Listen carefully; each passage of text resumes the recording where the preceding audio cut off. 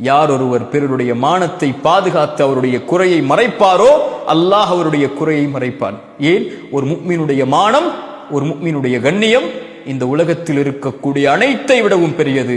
கஅபாவை பார்த்து சொன்னார்கள், கஅபா நீ மேலானதுதான், ஆனால் உன்னை விட மேலானது ஒரு முஃமினுடைய மானம் என்றார்கள் ரசூலுல்லாஹ். அதனால் தான் சொன்னார்கள், யார் ஒரு சகோதரனின் குறையை தன்னை விட்டு திருப்பி விடுவானோ அல்லாஹ் அவனுடைய முகத்தை நரகத்திலிருந்து திருப்பி விடுகிறான் என்று. சுப்ஹானல்லாஹ். ஒருவரை பற்றி பேச வருகிறார், அவருடைய குறையை சொல்கிறார், அவருடைய மானத்தை அவர் இப்படி செய்தார், அப்படி செய்தார், அந்த நிமிடத்தில் செய்தார், அவர் அப்படிப்பட்டவர் இப்படிப்பட்டவர் என்று ஒருவரிடத்திலே ஒருவரை பற்றி பேச வருகிறார். அப்போது அவர் அதை தடுத்து கொண்டால், எனக்கு இது தேவையற்ற செயல், அடியானுக்கும் அல்லாவிற்கும் உள்ள தொடர்பது, அவன் பாவம் செய்தால் அவன் மறைப்பான், அவன் மன்னிப்பான், அவன் மறைத்திருக்கிறான், நீ வெளிப்படுத்த வருகிறாய், என்னை விட்டு விலகிவிடு என்று அவரை தடுத்துக் கொண்டால் அல்லாஹ் என்ன செய்வான்? என்ன செய்வான்? அல்லாஹ் நரகத்திலிருந்து இவருடைய முகத்தை அல்லாஹ் தடுத்துக் கொள்வான் என்று அல்லாஹ்வுடைய தூதர் ஸல்லல்லாஹு அலைஹி வஸல்லம் சொன்னார்.